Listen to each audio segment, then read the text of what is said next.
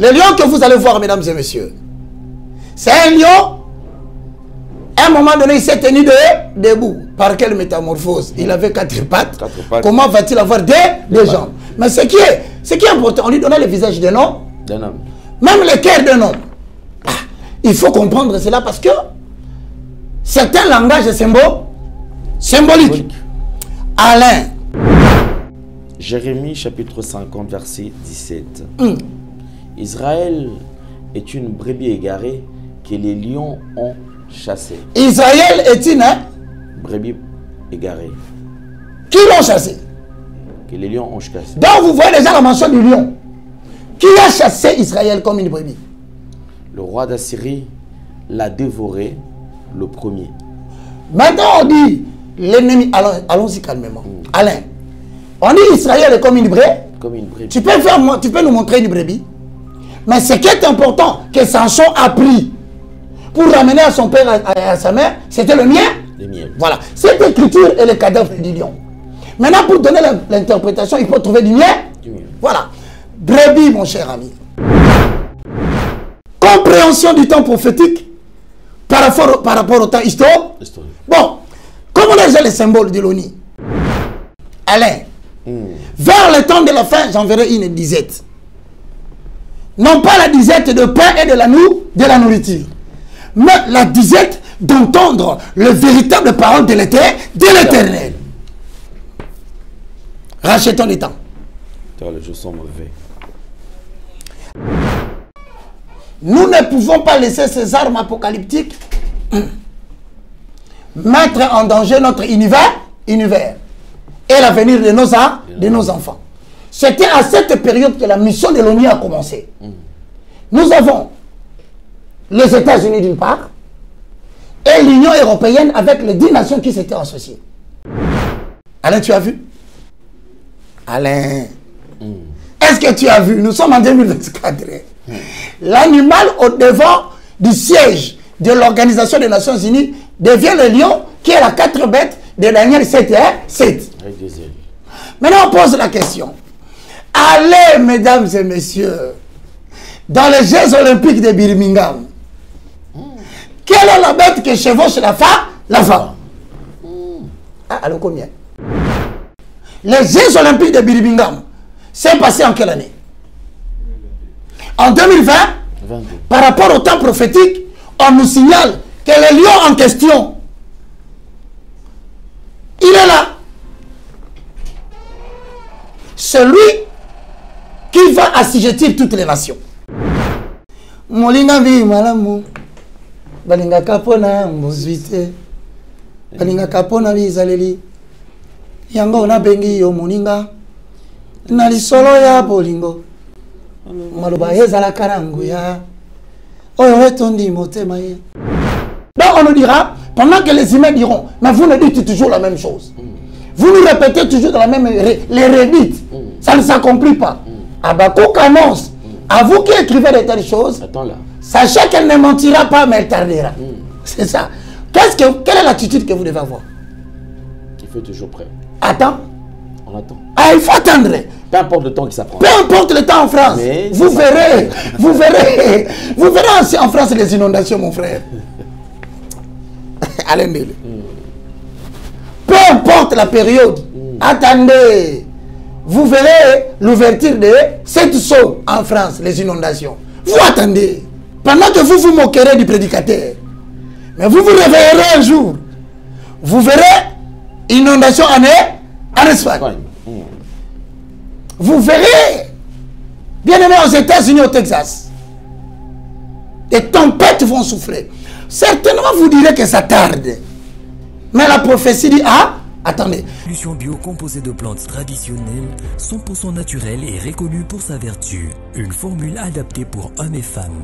Depuis plus de 10 ans, le Maxi Bien-être Café renforce le système immunitaire, restaure la fatigue physique, améliore le sommeil, aide à stabiliser la tension et la glycémie, nettoie les reins, soulage l'hémorroïde et la constipation.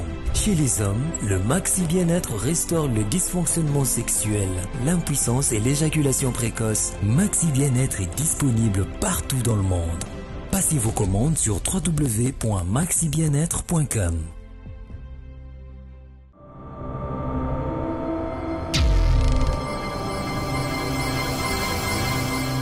Vérité et réalité, comment décoder votre magazine? Très chers amis téléspectateurs, vous nous suivez sur Nouvelle Tendance Télévision et aussi sur ERB Télévision, Évangéliste Roger Baka Télévision. Nous sommes sur Nouvelle Tendance FM, Nouvelle Tendance Télévision Web. Mesdames et messieurs, vous êtes nombreux, comme j'ai toujours insisté. C'est vrai que comment décoder, c'est une émission qui est très attendue. En tout cas, on reçoit beaucoup de réactions. Et c'était votre souhait que cette émission soit vraiment régulière, que ça passe de temps à autre. Voilà, nous sommes là, on tient le coup. Nous avons le plaisir de recevoir sur ce plateau un éminent serviteur de Dieu, le moindre de tous les galériens, l'évangéliste Roger Baka, qui est notre invité déjà sur ce plateau. Homme de Dieu, bonjour et bienvenue. Bonjour, apôtre des gentils, l'honorable Alain Délé, l'élu député non proclamé. Que Dieu te bénisse. Amen. Mesdames et messieurs, je vous salue à la maison. Comme Alain Délé vient de le dire, c'est l'émission intitulée Comment décoder.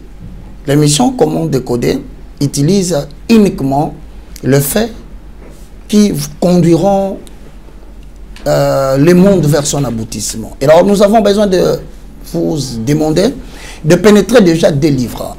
Aujourd'hui, Alain particulièrement, nous allons juxtaposer des livres. Le livre d'Apocalypse ainsi que le livre de Daniel.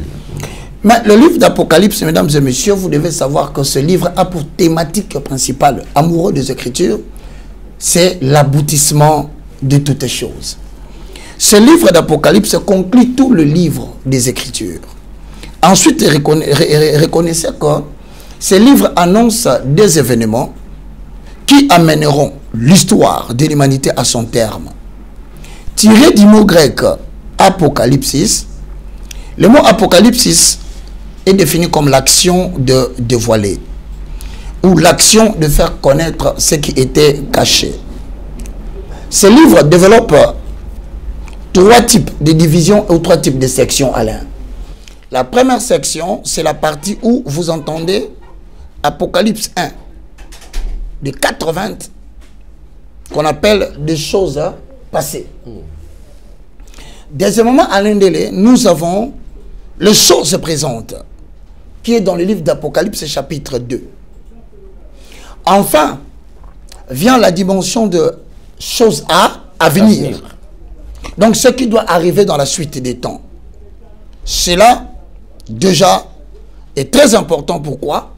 Parce que aujourd'hui, nous voulons révéler certaines choses qui sont déjà arrivées par rapport au temps historique. Mais Alain, pourquoi je vais essayer aujourd'hui de juxtaposer Apocalypse avec le livre de Daniel? Parce que Alain, curieusement, tu vas découvrir aujourd'hui que le livre de Daniel a pour thématique principale l'ascension et la chute du royaume. Comment le royaume, selon les temps prophétiques, vont monter et comment les royaumes vont tomber. Mais curieusement, Alain Délé, habitant de l'humanité, citoyen du royaume de notre Père, membre du temple compté et mesuré, reconnaissez que le livre de Daniel est aussi appelé Apocalypse. Ça, c'est peut-être que les gens ne le savaient pas. Le livre de Daniel est aussi appelé Apocalypse. Pourquoi? Parce que dans ce livre, vous verrez que Daniel est en train d'annoncer les choses à venir. C'est pourquoi je t'annonce aussi que le livre de Daniel porte le nom de son auteur. Son auteur s'appelle Daniel. Son nom signifie l'Éternel Dieu est juge. Donc c'est un livre qui établit le jugement pour accompagner les livres d'Apocalypse qui annoncent les événements du temps de la fin. Et donc aujourd'hui, mesdames et messieurs, nous serons complètement nourris parce que nous allons pénétrer la vallée de l'inspiration.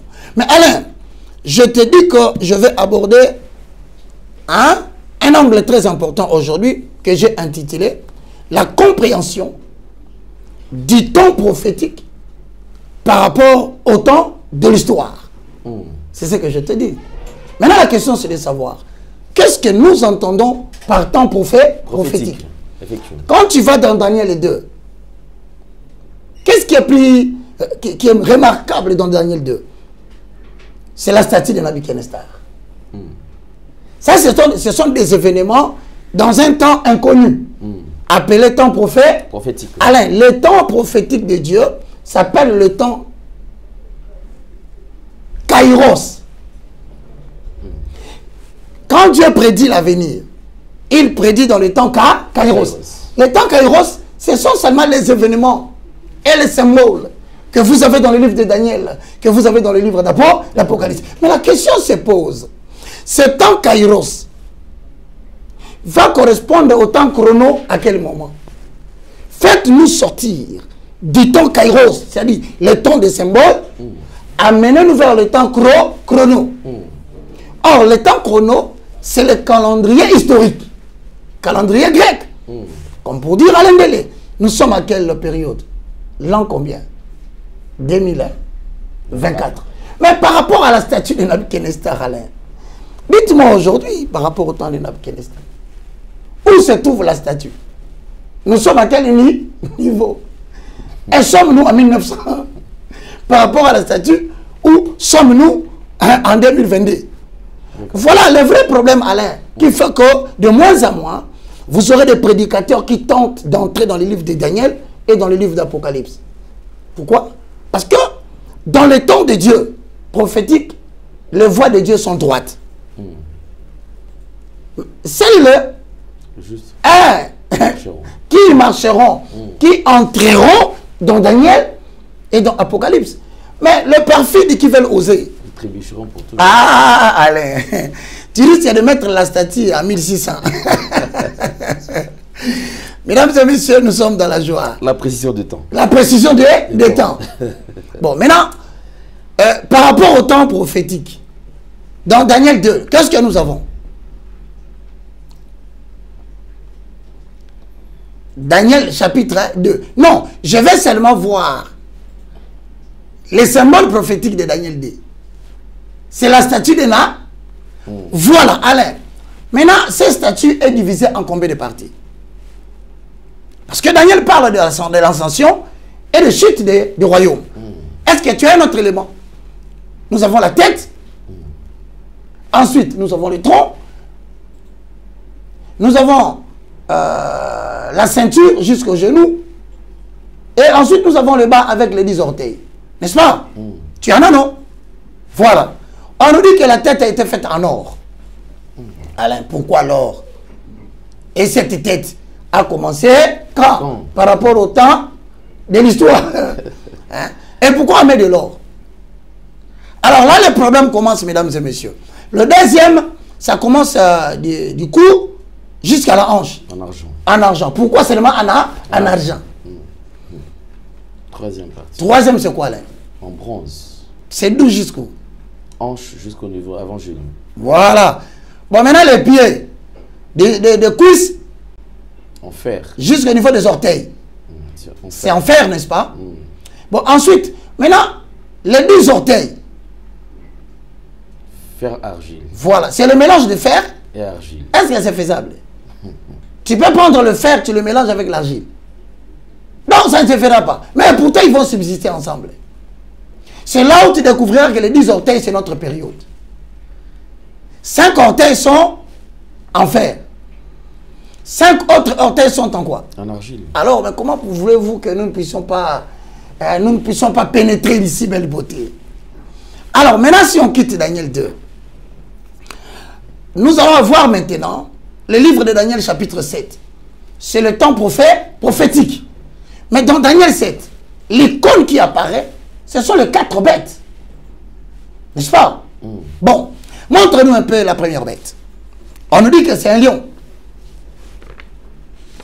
Alain, tu as ton fascicule à la main qui a été écrit. Hein?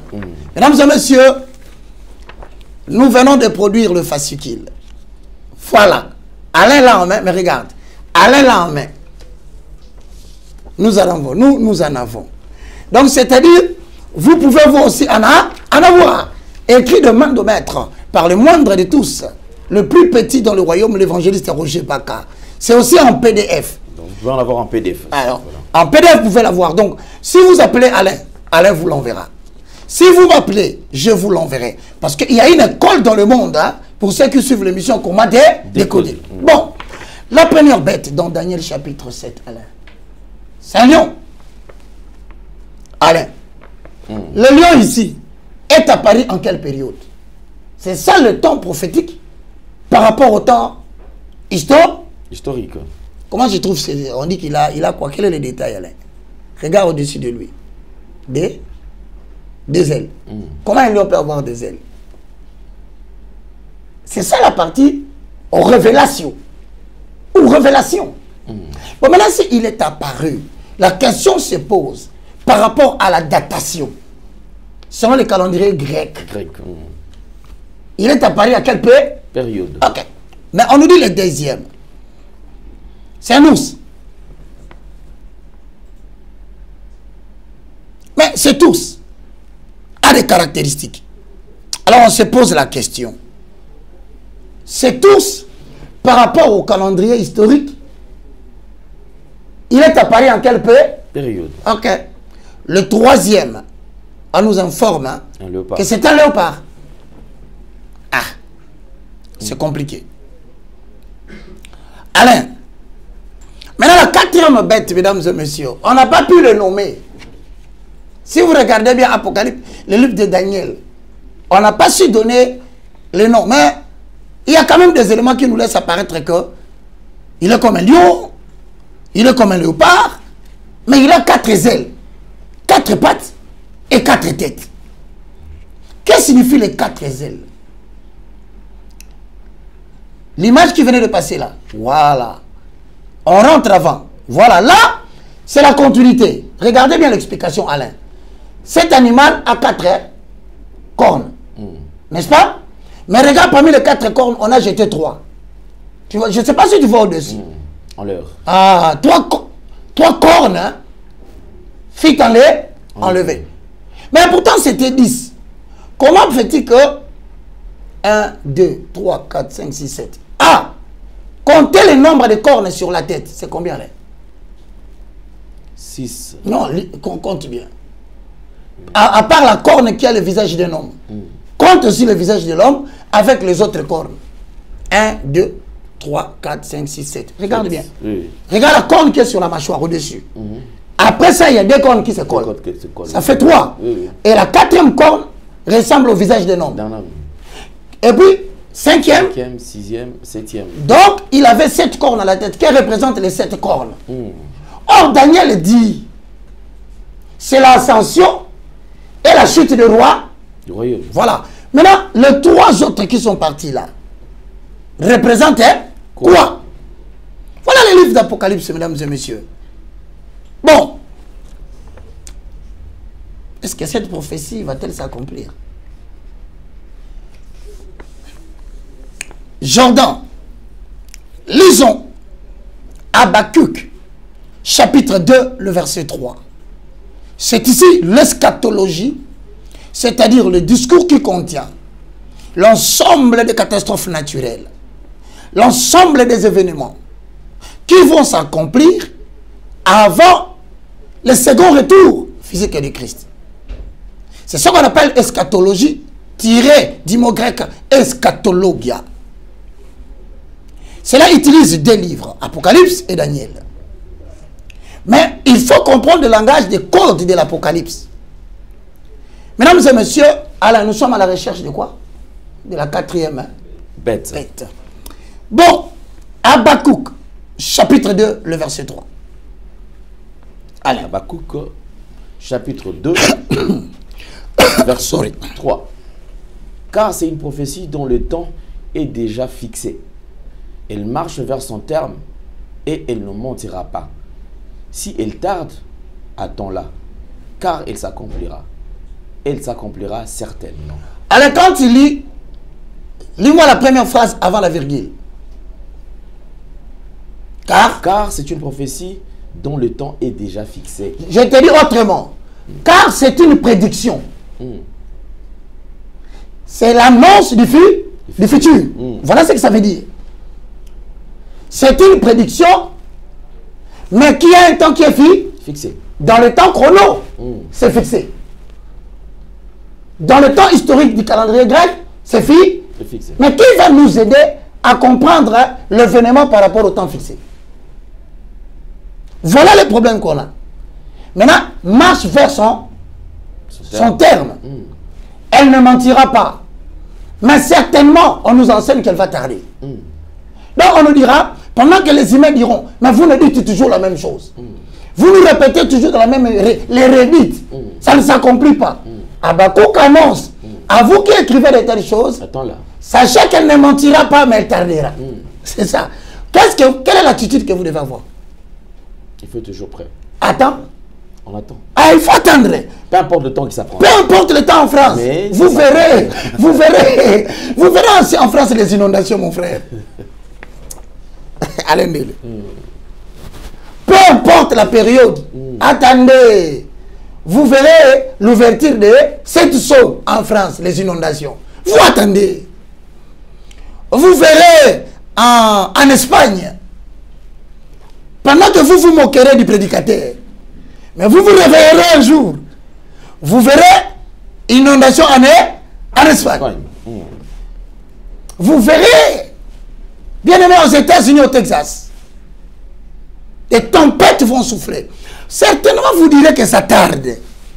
Mais la prophétie dit, ah, attendez, on va lire cela en anglais. For a vision is yet for an appointed time. But at the end it shall speak, and not lie. For it tarry, wait for it, because it will surely come. It will not tarry. Allez, ça c'est l'anglais. Bon, maintenant, pénétrons Daniel chapitre 2. Dans Daniel chapitre 2, nous allons voir l'immense statue de Nabuchodonosor, que Nabuchodonosor a vu en vision. Mesdames et messieurs, dans la vision du roi Nabuchodonosor, Alain, la seconde année du règne de Nabuchodonosor, à toi. Daniel chapitre 2, premier verset. La seconde année de règne de Nabuchodonosor, Nabuchodonosor eut des songes.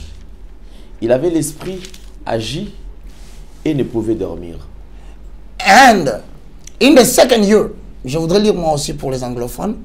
And in the second year of the reign of Nabuchodonosor, Nabuchodonosor dreamed dreams, wherewith his spirit was troubled, and his sleep break from him. On continue. 2. Le roi fit appeler le magicien, les astrologues, les enchanteurs et les chaldéens pour qu'ils lui disent ses songes. Ils vinrent et se présentèrent devant le roi. Then the king commanded to call the magicians and the astrologers and the sorcerers and the Chaldeans for to see the king his dream. So they came and stood before the king. Le roi leur dit, j'ai eu un songe, mon esprit est agité, et je voudrais connaître ces songes. And the king said unto them, I have dreamed the dream, and my spirit was troubled to know the dream. Les Chaldéens répondirent au roi en langue araméenne, ô roi, vis éternellement, dis le songe à tes serviteurs et nous en donnerons l'explication. Then spoke the Chaldean to the king in Syriac, O king, live forever.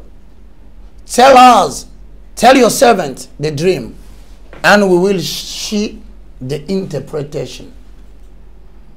Mesdames et messieurs, lisez avec nous. Le roi reprit la parole et dit aux Chaldéens, la chose m'a échappé. Si vous ne me faites connaître le songe et son explication, vous serez mis en pièces et vos maisons seront réduites en état d'immondus.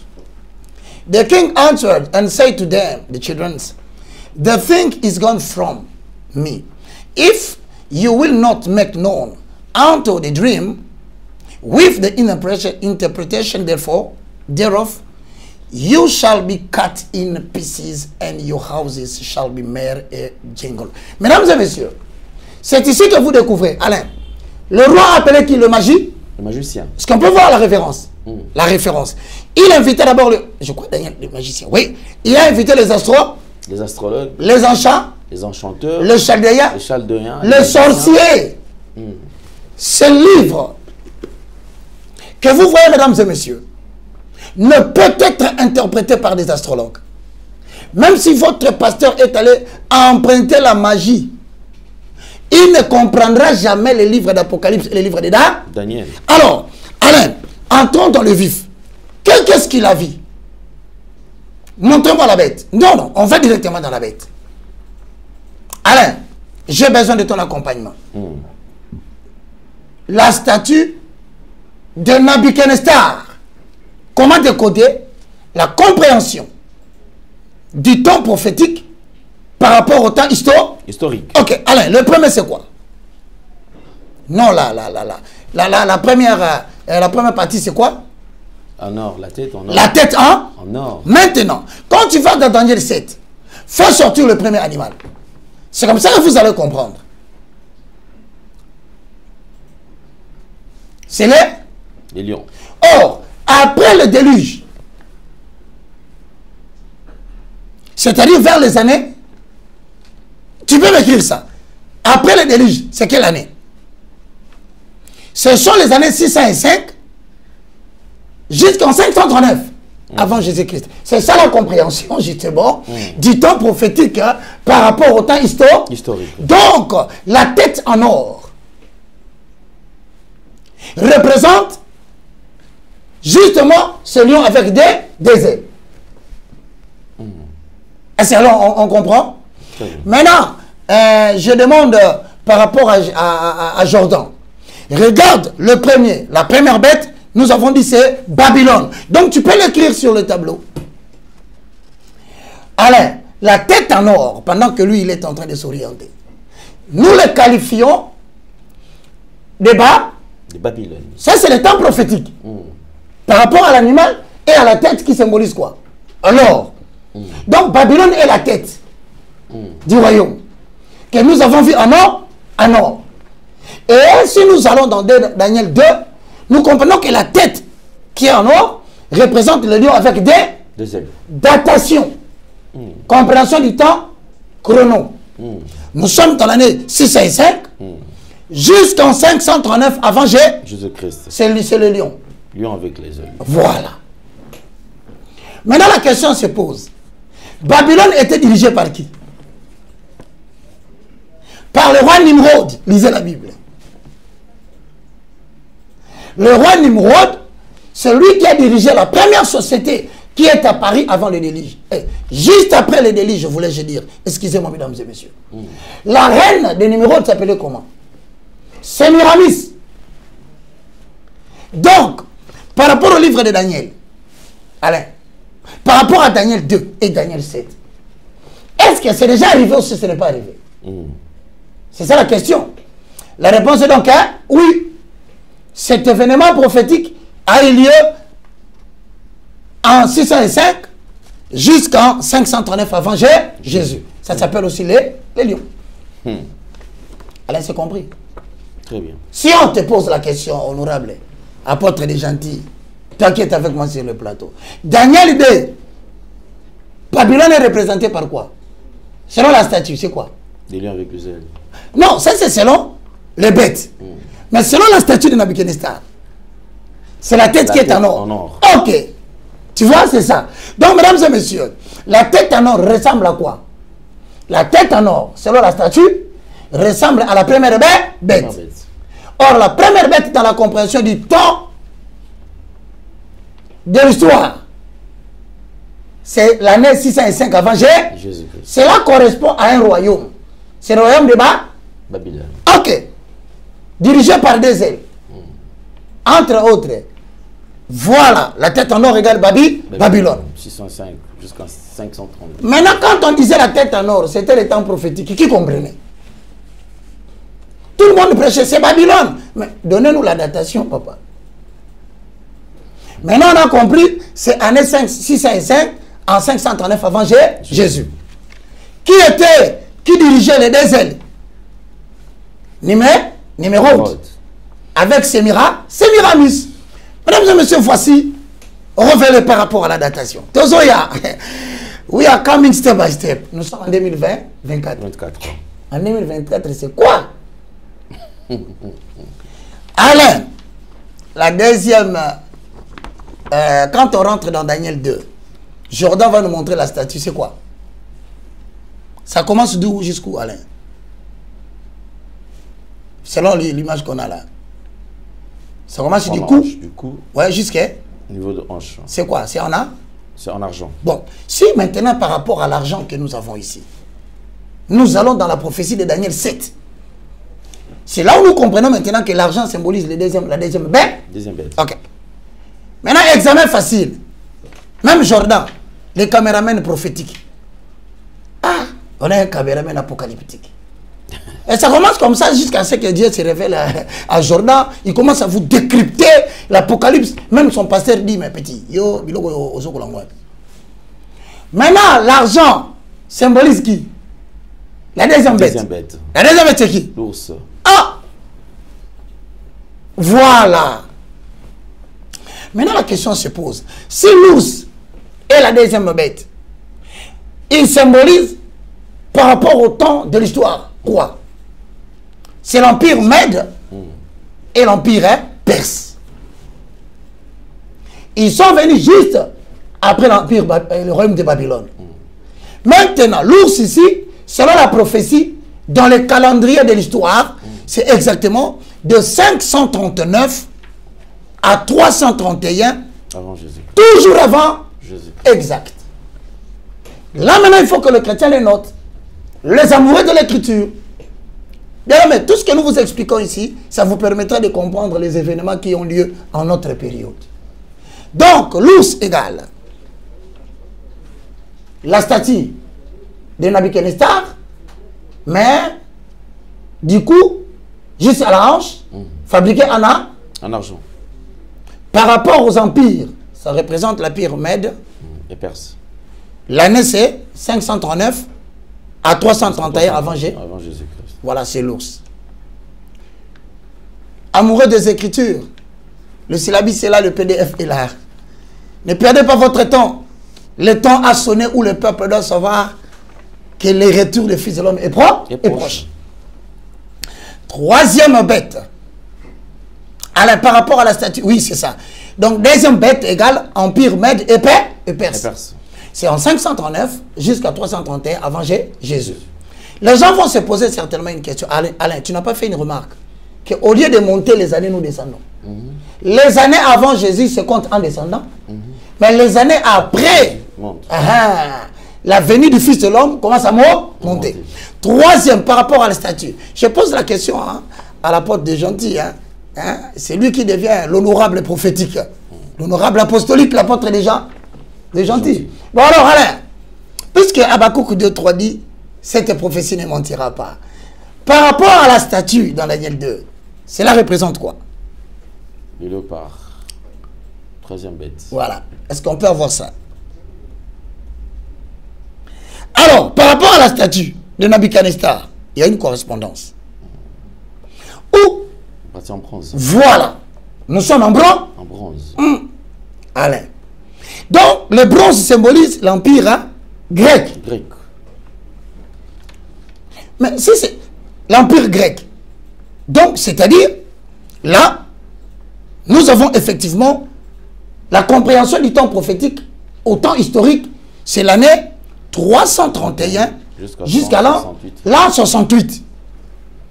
C'est là où l'empire grec a régné avec le fer. Regardez bien, le bronze et le fer représentent la partie, la période gérée entre 331 et l'an 168. C'est ça qu'on appelle le lait. Montre-nous le léopard. Le léopard, 4 ailes. On y va. Donc, le léopard, c'est la troisième bête.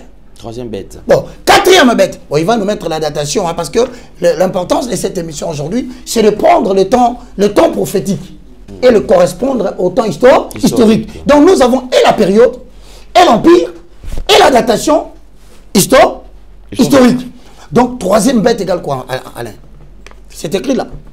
Là, le léopard. Voilà, montre-nous le léopard.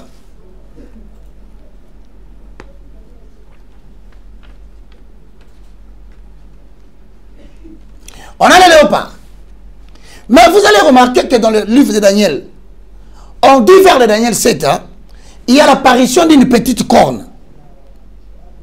Pendant cette période-là, quand le léopard est apparu, on a dit il y a eu l'apparition d'une petite corne. Cela, c'est en 538 jusqu'à 1798. C'est l'apparition de la petite corne, la période qu'il a duré. Mais qu'est-ce qui s'est passé en 1798? La petite corne qui est apparue, c'est justement Vatican. L'Empire romain. Maintenant, l'Empire romain a eu en même temps, en 538, suivez-moi très bien, c'est en 538 que la papauté a géré à la fois le pouvoir civil, n'est-ce pas, et le pouvoir religieux. Donc, le pape était à la fois, depuis 538, celui qui gère le pouvoir civil, accompagné du pouvoir religieux. On a dit, ça commence en 538. Ça, c'est le calendrier historique, mes frères. Maintenant, pourquoi on s'arrête en 1798? Parce qu'en 1798, nous avons dit la dernière fois, n'est-ce pas, Jordan, que Napoléon énervé, il avait envoyé son général Berthier d'aller capturer le pape à Vatican. Vrai ou faux? Il le captura, le poussa à renoncer au pouvoir civil, chose que le pape avait refusée. Alors le pape était ramené en France. Il fut fait prisonnier. C'est là où il est mort. Donc, la gestion du pouvoir civil, là on dit la bête était comme blessée. N'est-ce pas? Mais sa blessure fut guérie. C'est la petite corne. Ne confondez pas cette corne avec Jésus-Christ. Mesdames et messieurs, voici l'élément qui est important maintenant. Le livre de Daniel, au chapitre 7. Est-ce qu'on peut le prendre? Allez, on va vite. Daniel 7. Droite sont les voies de Yahvé. Le juste il marche, mais le perfide ils trébucheront pour. Ça veut dire quoi? Ce livre est émaillé de symboles exactement comme le livre d'Apocalypse.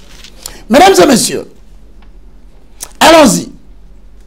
Daniel chapitre 7. Le verset 4, lisons. Daniel 7, 4. Daniel chapitre 7, verset 4.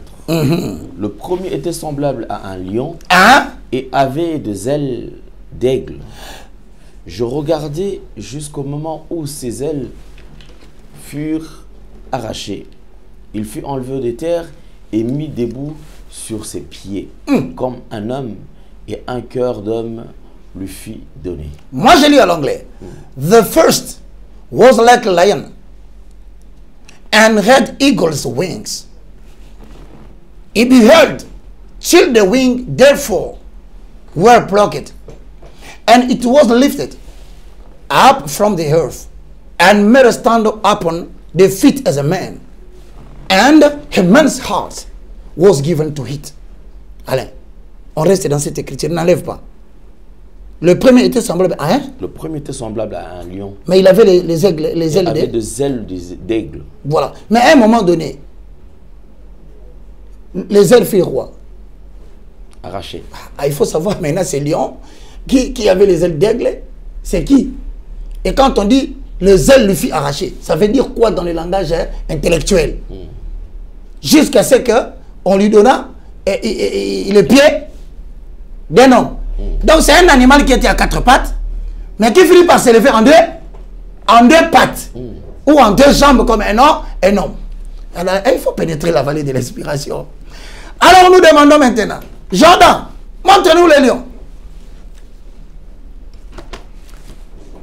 Le lion que vous allez voir, mesdames et messieurs, c'est un lion.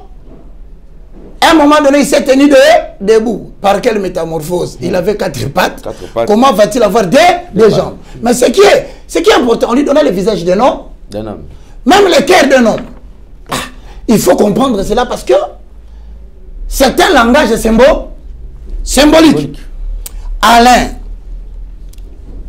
Bon. Mesdames et messieurs, on revient. Il y a combien de mouvements, Alain, dans le livre de Daniel 7? Il y en a deux. Deux mouvements. Le premier mouvement, c'est la vision en tant que telle. N'est-ce pas? En tant que symbole. Oui. Mais le deuxième mouvement, c'est l'explication que l'ange va donner à Daniel concernant cette vision. Maintenant, la question se pose. Est-ce que cette vision se divise en combien de parties? La vision se divise en trois parties. Va vers le verset de Daniel 7. Lis. Bien aimé, ça c'est l'enseignement des hommes solides. Ce sont des émissions qui viennent préparer l'église à l'enlèvement. Allez, verset 2. C'est écrit. Publié sur le tableau. Il dit quoi? Daniel commença et dit: je regardais pendant ma vision nocturne, et voici les quatre vents de cieux furent éruption sur la grande mer. Regarde bien. Je regardais pendant ma vision. Qu'est-ce qui vient? Et vois. Et voici. Je regardais pendant la vision et vois. Et voici. Retiens cette phrase. Va maintenant vers le verset 7. Vers le verset 7. Je regarde ma vision. Après cela, je regardais pendant mes visions nocturnes et voici encore. Deuxième partie de la vision. Donc, la vision de Daniel est séparée en trois temps. Caractérisée par quelle phrase? Je regardais pendant ma vision. Et voici. Alors, comme apôtre, je te dis à la manière dont tu vas. Verset 13, Jordan. Il faut décortiquer les Saintes Écritures. Qu'est-ce qui est écrit là-bas? Je regardais pendant mes visions nocturnes et voici encore troisième fois. Alors, ces trois mouvements différents vont donner une articulation dans la première section de la vision.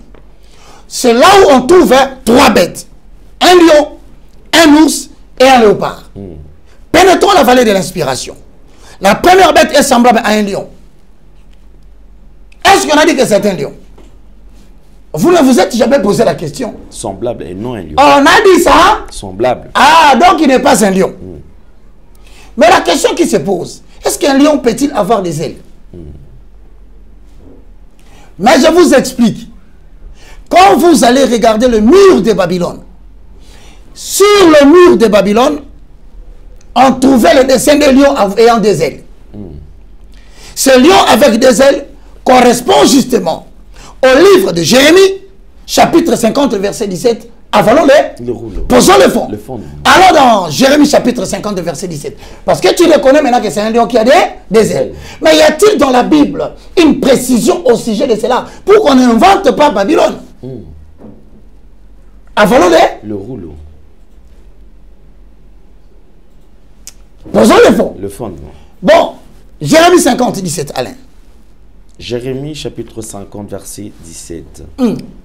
Israël est une brebis égarée que les lions ont chassée. Israël est une brebis égarée. Qui l'ont chassée? Que les lions ont chassée. Donc vous voyez déjà la mention du lion. Qui a chassé Israël comme une brebis? Le roi d'Assyrie l'a dévoré le premier. Maintenant on dit l'ennemi. Allons-y calmement. Alain, on dit Israël est comme une brebis. Comme une brebis. Tu peux nous montrer une brebis? En comparaison, en décortiquant les Écritures, en pénétrant la vallée de l'inspiration, pour prendre le miel et le révéler au peuple. Comme Samson avait tué le lion, pendant ce retour, il a pris le miel. Nous n'avons pas besoin, Alain, de toucher le cadavre du lion. Mais ce qui est important, que Samson a pris pour ramener à son père et à sa mère, c'était le miel. Le miel. Voilà. Cette écriture est le cadavre du lion. Maintenant, pour donner l'interprétation, il faut trouver du miel. Voilà. Brebis, mon cher ami. Ah, Apocalypse. Voilà. Alain. Israël est une brebis égarée. Voilà. Mais on dit ici qu'il a attaqué. Les lions. Ok. Donc tu ne peux pas dire que le lion et la brebis c'est la même chose. Donc si Israël est la brebis, donc les lions nous devons l'identifier. Maintenant, en accord avec Jérémie 50, 17, le verset que tu viens de montrer, cette brebis a été attaquée par qui? Par les lions. Voilà. Mais on dit ici, la première bête était comme un lion. Donc, on affirme que dans les temps prophétiques, Israël, à une certaine période, c'est vers l'an 600, il était attaqué par les lions. Maintenant, quand tu lis Jérémie 50, 17, on donne le nom de ces lions en 500. Ce lion, c'est le roi d'Assyrie. A dévoré le pré. Le premier. Et le dernier, c'est qui?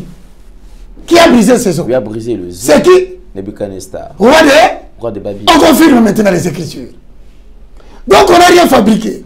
La beauté des Écritures, Alain. Ah! Non, Alain. C'est beau, hein? C'est beau. Quand Dieu te permet d'entrer dans la vallée de l'inspiration. Molinga vi malamu. Balinga kapona mbuzuite. Balinga kapona bizaleli. Yango na bengi yo moninga. Na lisolo ya bolingo.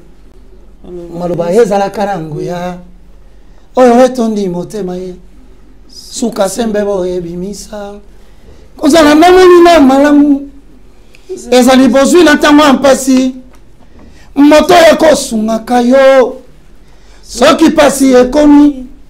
Na motema na lapinda yi. Pona yona kosala nyonso. Ekoki na moto kosala yaya olangwisi motema na ngai. Alain. Vers le temps de la fin, j'enverrai une disette. Non pas la disette de pain et de la nourriture. Mais la disette d'entendre le véritable parole de l'Éternel. Rachetons les temps. Les jours sont mauvais. Alain, en comparaison avec la statue de Nabuchodonosor, la tête c'était la tête de l'or. De l'or. Mais la Bible dit, le cœur d'un homme lui fut donné. Pourquoi Nabuchodonosor, qui correspond au lion, n'est-ce pas? C'est le roi d'Assyrie qui a dévoré le premier. Mais celui qui a brisé les os, c'est qui? Nabuchodonosor. Maintenant, on dit quoi par rapport à la prophétie? Le lion a fait quoi? Rentrons dans le verset 2. Parce que ici, nous tournons, voilà. Israël est une brebis égarée. Non, si on rentre maintenant dans la prophétie, hein, où on dit la première bête, c'est qui? C'est le lion. Donc, là, nous sommes dans Daniel 7, le verset 4. Lisons la parole. Analysons les Écritures. Alors, le premier était semblable à un lion. Ok, on a identifié. Le lion là, c'est qui? Nabuchodonosor. Qui il a fait quoi? Celui qui a brisé les os de qui? De la brebis qui s'appelle Israël. Vous voyez ce message, si tu n'es pas solide, hein, tu dors. Tu vas sentir et la famine, et tu sens, et le sommeil mélangé, et tu sens un esprit te dire quitte. Je connais un garçon qui disait, allez, tu parles pas dans comment décoder. Ah! Papa. Beaucoup de sentiments traversent Alain pendant l'émission. Le sentiment de sommeil, il se bat, il se réveille. Le sentiment de bailler, il baille, il revient. Et le sentiment d'inspiration, ça revient. Frère, ça ce n'est pas la nous. Bénissez l'Éternel et que dans notre génération, il nous a donné le moindre de tous. C'est les os. Ah! Papa. Alain. Bon, interrogation directe. La brebis représente à Israël. Israël. Ok. Qui l'a dévoré le premier? Le roi de la Syrie. Oh! Allez, je suis content de toi parce qu'il est intelligent. Voilà pourquoi je ne tourne pas cette émission avec n'importe qui. Ici, on sollicite l'âme. Hein? Le siège de l'intelligence. Si Israël représente la brebis, Alain, qui a dévoré le premier? C'est le roi d'Assyrie. Maintenant, qui a brisé les os?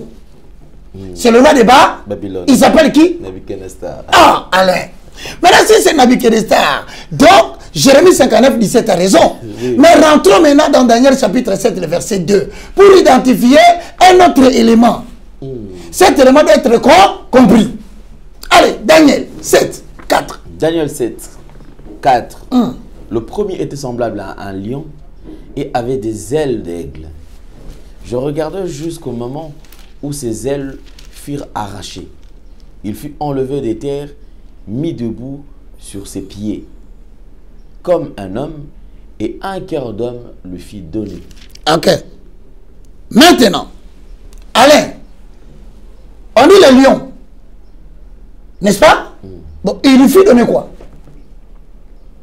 Et il fit enlever des terres. Et s'est mis debout. Sur des pieds. Donc il est devenu qui? Un homme. Un homme, non? Mais le lion là qui se lève, qui se met debout, selon Jérémie 51, verset 17, c'est Nabuchodonosor. Donc on dit que ce lion là, c'est un roi. Mais maintenant on ajoute, on lui donne un cœur d'homme. Lui fit d'homme. Pourquoi on dit ça? Allez, lisez tous les livres de Daniel chapitre 4 pour des raisons de temps. Vous verrez que Nabuchodonosor, il s'était converti dans le chapitre 4. En se convertissant, c'est comme ça qu'on dit qu'il était devenu un homme. Et un cœur d'homme lui fut donné. Ah, okay. Dans Joël chapitre 2, le verset 13. Si je ne me trompe pas. Mesdames et messieurs, regardez un peu Joël, le livre de Joël chapitre 2, le verset 13. Qu'est-ce qui est écrit là-bas? Ah, non, Apocalypse, c'est pas de l'eau à boire. Hein? Ah, avoir un cœur signifie quoi? Joël 2, 13, Hosanna. Allez, lis. Déchirez vos cœurs Donc, et non vos vêtements. Donc, et revenez à l'Éternel votre Dieu, car il est compatissant et miséricordieux, lent à la colère et riche en bonté. Il se répand de mots que l'on voit. Donc, si Nabuchodonosor a eu un cœur d'homme, on lui demandait de faire quoi? De déchirer quoi? Son cœur. Alors, comme il avait le cœur, et que le cœur fut déchiré, lui qui a brisé les eaux d'Israël s'est converti, il est devenu chrétien. Alléluia. Tu comprends maintenant pourquoi on dit un cœur d'homme lui fut donné? Ah là là, la beauté des Écritures. Chers frères et chères sœurs dans le Seigneur, serviteurs et servantes de Dieu, ministres, évangélistes, prophètes, docteurs, pasteurs et apôtres, vous êtes tous conviés à venir participer dans cette grande conférence annuelle 2024 sur la thématique eschatologie, les signes du temps de la fin, comprendre les langages prophétiques par rapport au langage historique. Frères et sœurs dans le Seigneur, venez ensemble, pénétrons la vallée de l'inspiration et comprendre le signe du temps de la fin à travers Daniel au chapitre 7 dans la compréhension de ces trois tableaux de la deuxième vision. En collaboration avec Apocalypse chapitre 13 le verset 1, Apocalypse chapitre 13 le verset 11. Avec le moindre de tous, le plus petit des serviteurs de Dieu, Ésaïe 60, 22, l'évangéliste Roger Baka. C'est samedi 16 novembre 2024. De 7h30 à 10h30 sur avenue Congolo numéro 5 à Kitambo, référence entrée camp Babylone. Car c'est une prophétie dont le temps est déjà fixé. Elle marche vers son terme et elle ne mentira pas. Si elle tarde, attends-la, car elle s'accomplira certainement. Habakkuk chapitre 2, le verset 3. Soyez le bienvenu. Ah là là, la beauté des Écritures. Maintenant, mesdames et messieurs, pour acheter le temps, car les jours sont mauvais, nous allons vers la deuxième bête. Jordan, le caméraman apostolique, apocalyptique. Ah. Bien aimé, il faut penser à ces caméramans, hein, Jordan. C'est lui le mysticisme et du symbolisme. Même si vous n'allez plus nous envoyer des chemises et des vestes pour changer quand même des vêtements dans les émissions, mais pensez quand même à Jordan. Quel est cet homme qui sera frappé en Occident, en Orient, pour dire, je vais habiller la nudité de Dieu dans comment déconner? Celui-là, il recevra la couronne.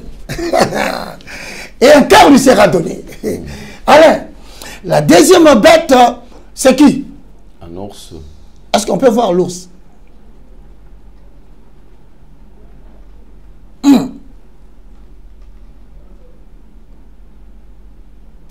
Vous voyez l'ours? Mais selon le statut de Nabuchodonosor, cela représentait quelle partie? La poire? La poitrine. Ok, c'était un arbre. En argent. Lisons. Daniel. Allons-y. Daniel chapitre 7. Alain. Nous étions vers le verset 4. Hein? Voilà. Lisons. Je pense que si on ne se trompe pas. 5. Merci beaucoup. Daniel 5. On peut y aller? Et voici, un second animal était semblable à un ours et s'éteignait sur un côté. Il avait 3 côtes dans la gueule. 3? Il avait 3 côtes. 3 côtes dans la gueule. Voilà. Quelles sont ces 3 côtes dans la gueule? On va les découvrir aujourd'hui. D'abord, c'est un ours. Il était semblable à...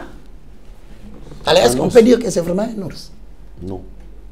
Il était semblable. Okay. Comme il était semblable à un ours, donc nous ne pouvons pas l'identifier à l'ours. Il était semblable à l'ours. Voilà.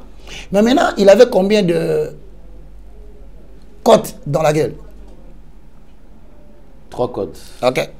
Continue. 3 côtes dans la gueule, entre les dents. Et on lui disait, lève-toi, mange beaucoup de chair. Et nous avons dit par rapport... Après cela, je regardais et voici un autre. Cet animal avait? Un autre était semblable. Non, on n'arrive pas là-bas. Là, c'est le léopard. On est encore au niveau de l'ours. On analyse l'ours. C'était l'Empire Mède et l'Empire Perse. Tu te rappelles? Oui. J'espère que le monteur est avec nous. Non, Poutine, garde Poutine, papa. Mais de Perse. Poutine, c'est les 10 orteils. Hein? Fait de fer et d'argile. Ce sera la première fois l'Europe du Nord, avec le prince du Nord, qui s'appelle Poutine, fera alliance avec l'argile. Papa, ça va venir. Nous allons décortiquer les symboles. Troisième bête. Alors, on est au niveau du deuxième. Hein? C'est l'Empire Mède et l'Empire Perse. Bon, quelles sont les caractéristiques? Allez, analysons. Il avait combien de côtes dans la gueule? 3 côtes dans la gueule. Bon, allons vite dans Isaïe 13. C'est la correspondance maintenant des Écritures. Je crois qu'aujourd'hui, pour ne pas déborder, on va s'arrêter au 3e. Hein? À la 4e bête, maintenant, on va venir la prochaine fois. Mais par rapport à la troisième bête, nous sommes au 2e, c'est l'ours. On y va. Isaïe 13. Isaïe chapitre 13, le premier verset. Ouais. Oracle sur Babylone. Oracle sur Babylone. Babylone, c'est lui qui a fait quoi? Mais c'est lui qui a broyé les zones d'Israël. Maintenant, l'oracle vient contre lui aussi.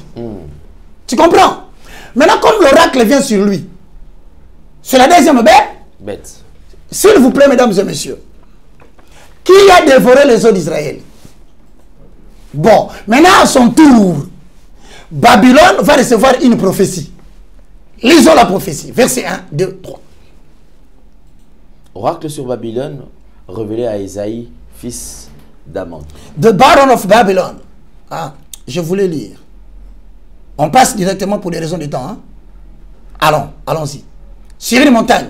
Sur une montagne nue dressée, une bannière élevée à la voix vers eux. Faites des signes avec la main et qu'ils franchissent le porte des tyrannes. Ah, vas-y. J'ai donné des ordres à ma sainte milice. J'ai appelé les héros de ma colère, ceux qui se réjouissent de ma grandeur. Oui, On attend une rumeur sur les montagnes, comme celle d'un peuple nombreux. On attend un tumulte des royaumes, des nations rassemblées. L'Éternel des armées passe en revue l'armée qui va combattre. Quelle est l'armée qui va combattre? L'armée qui va combattre qui? On entend Babylone. une rumeur sur la mort, sur les montagnes. Comme c'est un peuple nombreux, on entend un tumulte des royaumes. Les nations rassemblées, l'Éternel des armées passe en revue l'armée qui va combattre. Donc il y a une armée qui va combattre. Nous avons dit cette armée s'appelle l'ours. N'est-ce pas? Bon, maintenant regardez bien. Quelle est cette armée qui va combattre Babylone? Pour que nous puissions identifier le deuxième empire. À quoi? L'ours qui est l'empire Mède et Perse. Va maintenant dans le livre de Daniel. Non, Ésaïe toujours 13. Le verset 17 et 18. On y va.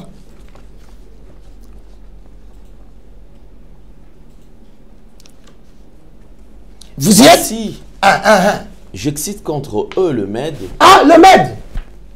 Voilà comment les Écritures se complètent maintenant. Qui ne font point de l'argent et qui ne convoitent point d'or. Donc, c'est-à-dire, selon la vision de Daniel, après avoir vu Babylone qui a broyé les eaux d'Israël, le peuple qui va l'attaquer s'appelle le peuple Mède. Ah! Maintenant, continue mon frère, parce qu'on va chuter vers le troisième pour arrêter. De leur arc. Ils abattront les jeunes gens et ils seront sans pitié pour le fruit de l'entraille. Leur œil n'épargnera point les enfants. Point. Bon, si on pose la question par rapport à la compréhension du temps prophétique. Allez. Donc, vers l'an 609. 639. Vers l'an 639. C'était Babylone. Mais vers l'an 331. Là. 331, oui. Vers l'an 331. Quel est le peuple qui attaque Babylone? Mède. C'est l'ours. Perse. L'ours. Voilà. Donc l'empire perse et l'empire Mède. C'est l'empire qui va maintenant attaquer Babylone. Ok. Maintenant on se pose une question là. Lorsque nous allons dans la troisième bête, pour en faire à s'arrêter là, parce que ça fait déjà 55 minutes que nous pénétrons la vallée de l'inspiration. J'espère que ça vous réjouit. La compréhension du temps prophétique par rapport au temps historique. Bon, maintenant, la troisième bête, c'est quel animal? Empire grec, hein? Là, c'est le léopard. Non, prenons d'abord la symbolique de l'animal. Le léopard. Voilà. Caractéristique. Combien de têtes? 4 ailes, 4 têtes. Mais si on va dans Daniel, si on va dans la lecture, c'est Daniel chapitre 7, le verset combien? 7. Je pense, hein? Ah, le verset 6, lisons. Daniel chapitre 7, le verset 6. Ah, allez, les Écritures sont devant toi. Après cela, je regardais, et voici un autre était semblable à un léopard, et avait sur le dos 4 ailes comme un oiseau. Cet animal avait 4 têtes, et la domination lui fit donner. C'était le léopard. Est-ce qu'on peut voir le léopard? Dans son langage symbolique. Il avait 4 têtes. 4 têtes. Combien d'ailes? 4 ailes. Combien de pattes? 4 pattes. Maintenant, voici la réponse rapide. Ce peuple appartient aux Grecs. Pourquoi? Parce que, bien aimé dans le Seigneur, les 4 pattes, les 4 ailes, c'est une allusion faite à la rapidité. C'était une nation. Le grec est un peuple rapide. Première caractéristique du peuple grec, c'est un peuple rapide. Ok. Maintenant, deuxième élément, 4 têtes. C'est allusion faite à l'empire grec qui fonctionnait avec 4 généraux à part le roi qui s'appelait Alexandre le Grand. Voici l'état historique. Sorry. On y va. Les 4 généraux représentent les 4 têtes qu'avait l'empire grec. Maintenant, au sommet, il y avait le roi Alexandre le Grand. Mais on dit ceci. Il y a combien de cornes qui sont apparues? N'est-ce pas? 4 cornes. Combien de têtes? 4 têtes. Écoutez maintenant l'explication. Après la mort du roi Alexandre le Grand, chez le grec, nous avons connu 4 généraux. Si tu regardes, le premier général s'appelait le général Cassandre. Le deuxième général, c'est le général Lysimaque. Le troisième général, c'est le général Céléris. Et vous allez le voir, mesdames et messieurs, tranquillisez-vous, le monteur est en train de s'y prendre. Et le quatrième général, c'est le général Ptolémène. Ce sont les 4 généraux qui vont partager l'empire grec. Et ce sont là le point de repère pour situer le cours de l'histoire. À partir de là, l'empire grec, c'est vers quelle période? 331 à l'an 168. Voilà. Mesdames et messieurs, essayons d'embrasser en passant Daniel, chapitre 7. Le verset 7, afin que nous puissions pénétrer maintenant le message du jour, on va s'arrêter là. Mais en attendant, les 4 généraux vous seront notifiés. Daniel, chapitre 7, le verset 7. Alain, à toi la lecture. Chapitre 7, verset 7. Après cela, je regardais pendant mes visions nocturnes, et voici, il y avait un 4e animal, terrible, épouvantable, et extraordinairement fort. Il avait des grandes dents de fer, et il mangeait, brisait, et il foulait aux pieds ce qui restait. Il était différent de tous les animaux précédents. Et il avait 10 cornes. Il avait dit 10 cornes. Ok. Ensuite, il avait 10 cornes, on continue. Je considérais les cornes, et voici une autre petite corne sortie du milieu d'elle, et trois de premières cornes furent arrachées. Exact. 7 cornes. Et voici, elle avait des yeux comme des yeux d'homme. Daniel 2. Et une bouche qui parlait avec arrogance. Est-ce que tu peux voir Daniel 2, 34? Daniel chapitre 2, verset 34. Tu regardais lorsqu'une pierre se détacha sans le secours d'aucune main, frappa le pied de fer et d'argile de la statue et le mit en pièces. Il y a une pierre qui a quitté où? Tu sais détacher. C'est détacha sans le secours de la main d'un homme. Frappa quoi? Le pied de fer et d'argile. Où sont les pieds de fer et d'argile? Dans la statue. Ah, mon frère, toi, tu aimes beaucoup Poutine, hein? Les pieds de fer et d'argile. Fer est constitué de combien d'orteils? 5. L'argile est composée de combien? 5. Ça fait combien? 10. Mais quand tu vas dans Daniel, il dit, il avait 10 cornes. Vous ne comprenez pas que 10 cornes, 10 orteils. Nous sommes en quelle période? Maintenant, on dit en cette période, c'est la 4e bête qui broya les 10 orteils. Bon, on va prendre quelques précisions, on s'arrête là. Retenez seulement ceci en passant. Premier élément. Montre-moi la 4e bête. On peut avoir la 4e bête? Voilà. Mais aujourd'hui, les Nations Unies, quel était le symbole qui était placé auparavant devant le siège des Nations Unies? Nous avions, voilà le symbole. Il y avait un dragon, mais qui était écrasé par un cheval qui portait un chevalier. C'était l'intention des Nations Unies à cette période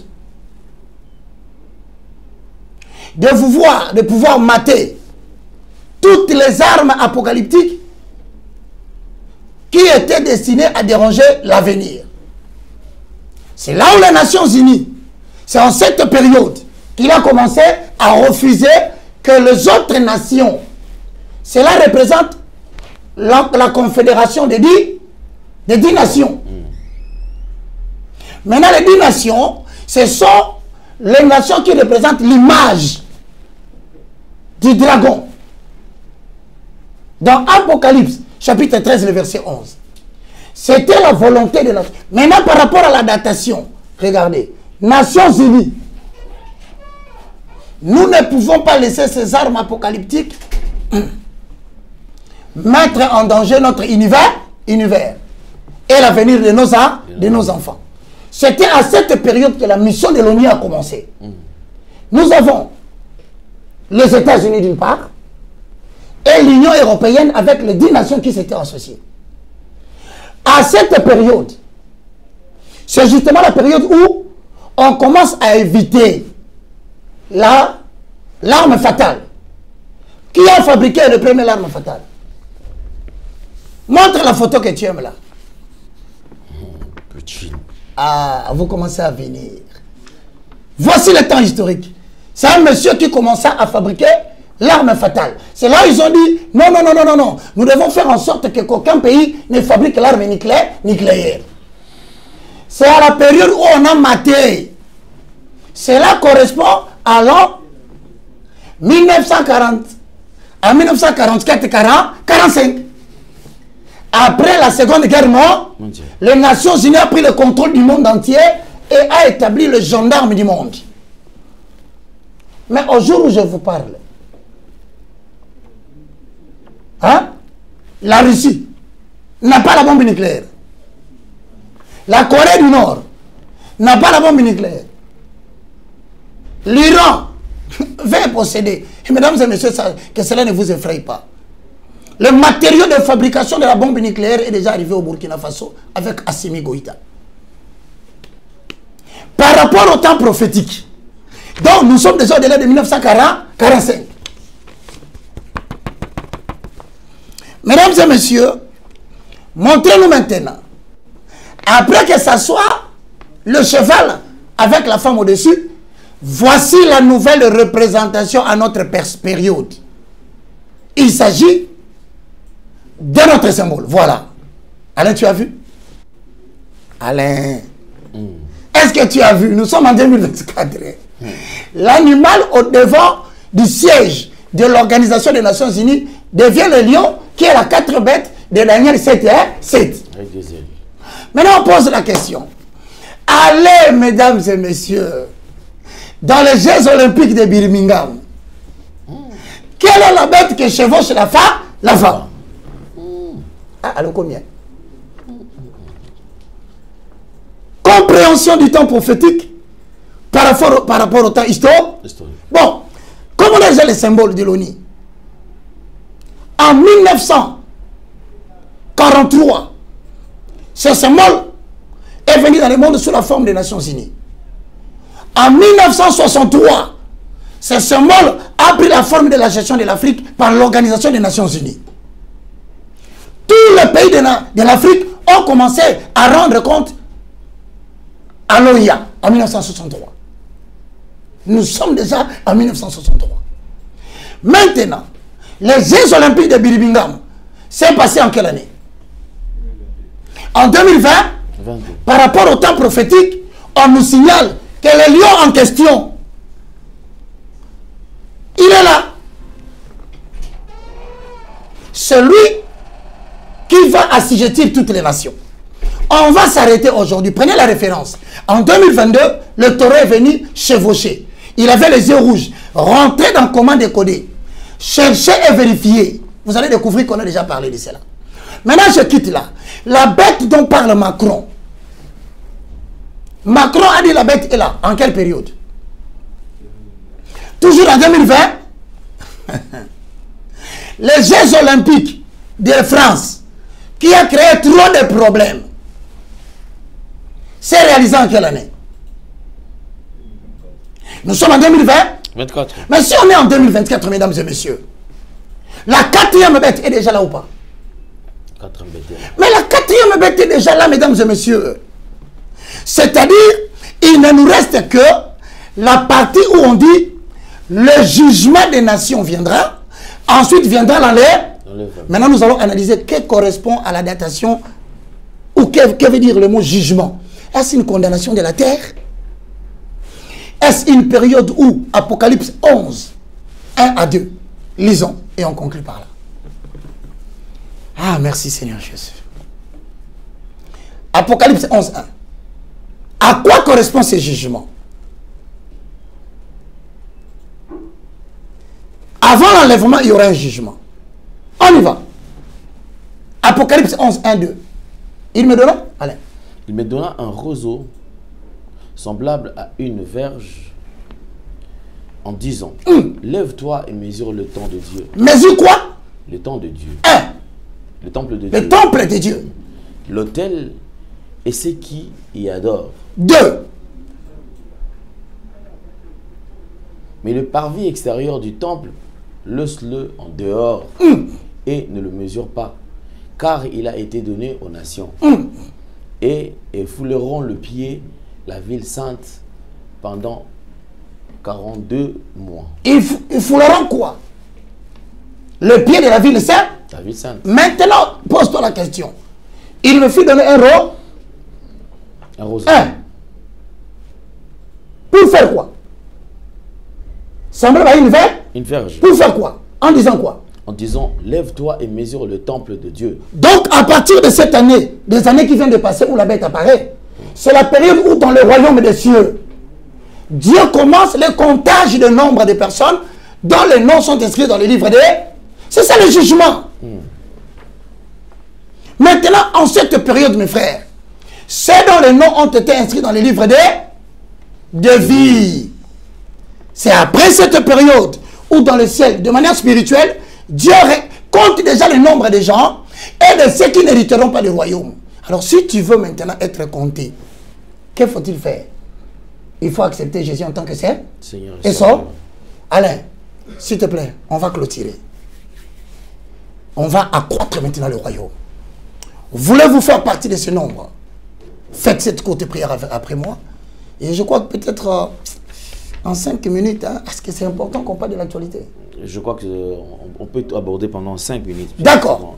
Maintenant, prions. D'abord pour ceux qui veulent recevoir Jésus, afin qu'Apocalypse 11, 1 soit avec eux, qu'il ne soit pas parmi le parvis extérieur qui sera foulé au pied. Déclarons la parole.